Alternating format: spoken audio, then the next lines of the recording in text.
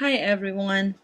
This time I want to share with you how to use Google Drawings in remote learning. Google Drawings is free and is available in Chrome browser. For beginners, the first thing that you have to do is to go to your Google Drive and open a new canvas by clicking the Google Drawings icon.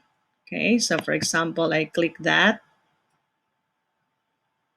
and then it will bring you to a new canvas where you can work on. You can change the size by pulling this corner here, and you can start. You can insert image, okay, either from your computer. You can search the web from your drive if you have photos available. You can also insert image from a website or from your camera. And these are all the stuff that you can do in Google Drawings. Okay, so I'm going to demonstrate to you how I would like to use this in my teaching. Okay, I can use Google Drawings and infographics, making graphic organizers. I can also use this as interactive whiteboard. Also, I could use this as part of my question and answer part of my lessons. I can make banners or just to do an activity as wrap up for a certain unit lesson.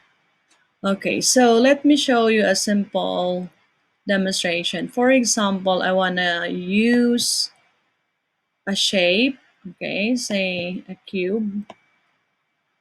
Okay, I'll change it to a rectangle. It's bigger.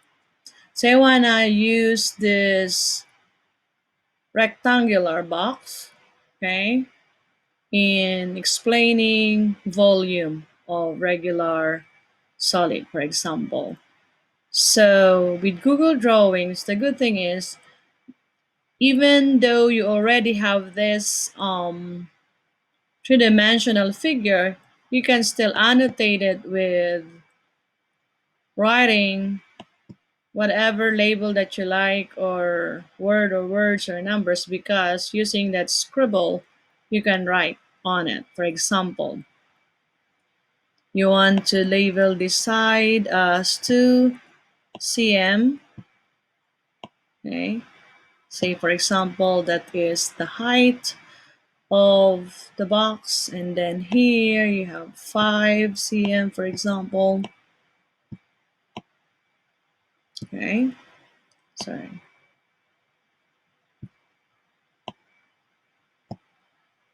5 cm. I'm not very good at writing.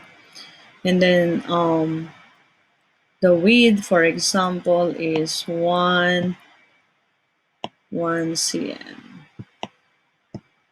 Okay, 1 cm. Okay. And then you can ask your students to solve for the volume by using the formula. Volume is equal to length times width times height. Okay, so you do the math. Okay, so 5 times 2, you have 10 times 1 is 10 cubic centimeters. Okay, you have 10 cm cube. Okay, for example, I want to change the color of the box. Okay, you can fill color using all these choices. So you have lots of palettes here.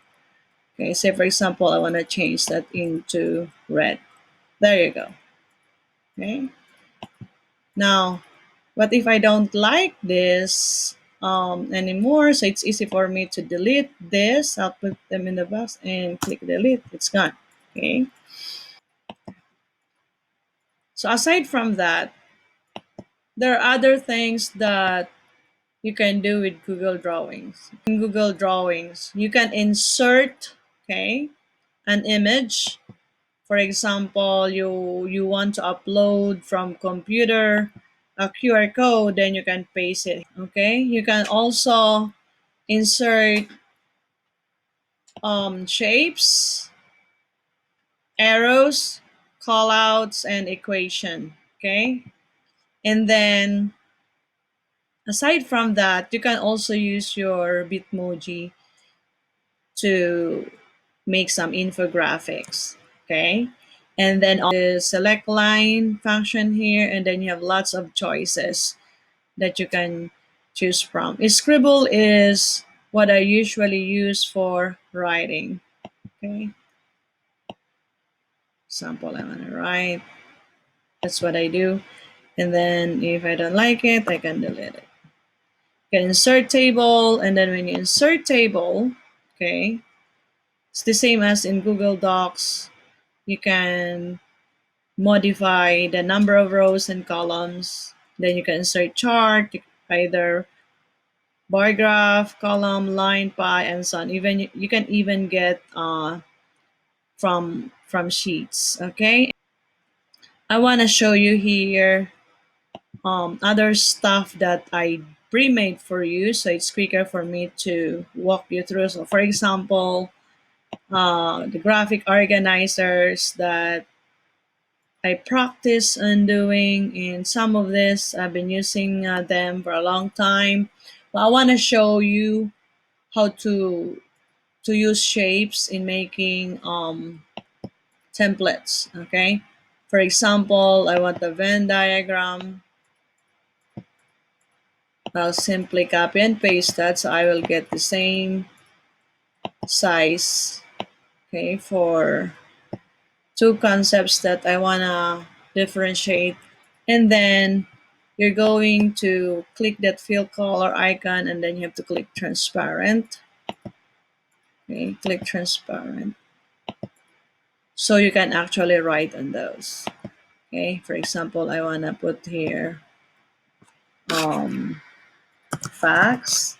Okay, and then on the other side, I'll also write facts, and then so at the middle, okay, I'll say, for example, I'll write both.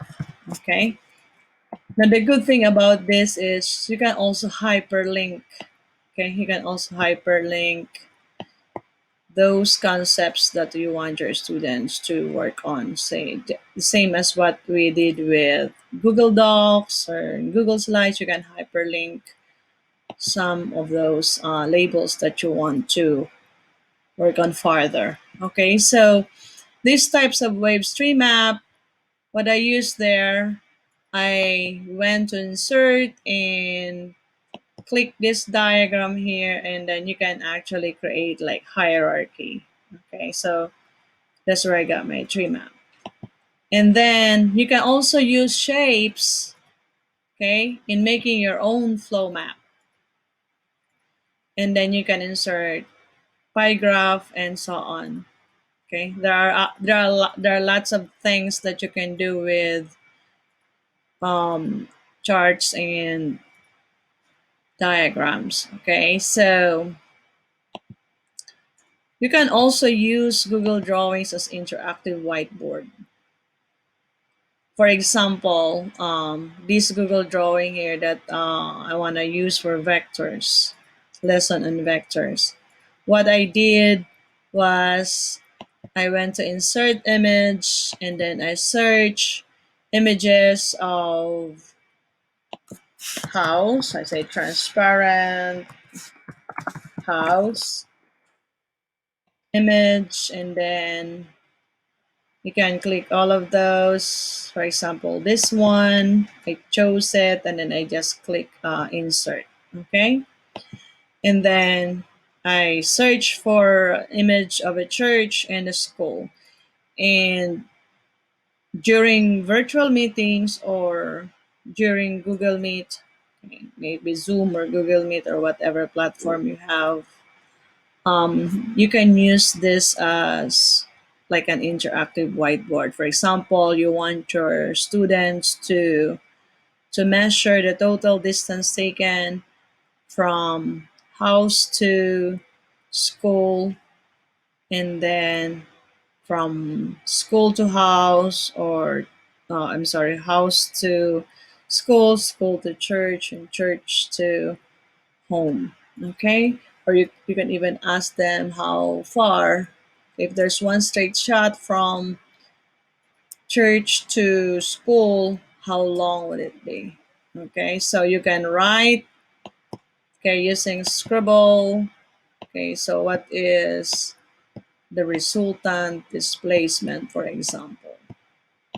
So you can write on it like an interactive whiteboard.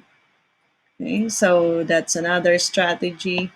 And also, I can use also this Google Drawings for infographics. For example, I made an infographics for classroom COVID-19 safety rules. Okay, so information dissemination using virtual stuff, or representing facts, principles, data to communicate to others in a quickly manner. So you can use Google Drawings for infographics. So this is what I did. I went to Bitmoji, okay, my Chrome extension, and then I chose Bitmojis that I can copy and paste, okay, for my classroom safety rules for COVID. So I have your cute examples. Wear your mask, stay 6 feet apart, don't touch your face, cover coughs and sneezes, no handshakes, just bow and wave. Always clean and disinfect, wash your hands, and if you're sick, stay home. Always stay healthy, helpful, and calm. So all of this, um, all of this were made easier because of Google Drawings and of course Bitmoji. So that's using it as infographics. Also, I also made a banner. For example, you want to make a banner for your classroom or just a poster in your digital platform. Okay, so what I did, I changed the dimension of my canvas. Okay, and I just use insert image, search the web for physics. For example, my topic is physics, and I put them together. Okay, so it's just copy and pasting. And also, okay, this is what I like also for Google Drawings because you can actually insert GIF. Okay, say for example, I want to show planetary motion. I use this insert image function or tool, an icon I should say, and then I search the web for rotation, revolution, precision, and notation, and then I inserted table. Okay, I inserted table to have like a wrap up of all the vocabulary words that I want my students to remember, and I use scribble to write on it to label. So this is really good for digital platform because you don't need to subscribe in any like additional app that's not compatible with Google. So you just have to know what are the other things that is available and you can use in Google Drawing. So those are planetary motions. And also I use it as question and answer, um, kind of like an activity. I used this before, okay, and this is as introductory to science. You can write the questions there, and then you can let your students summarize the concepts after reading this article, okay. And the good thing about this is you can download this in a form of PDF, JPEG, PNG, and so on. And you can upload it to whatever digital platform you like, or another document, or Google Slides, or PowerPoint. So I hope you learned something from my sharing on how to use Google Drawings in remote learning. Thank you and good luck.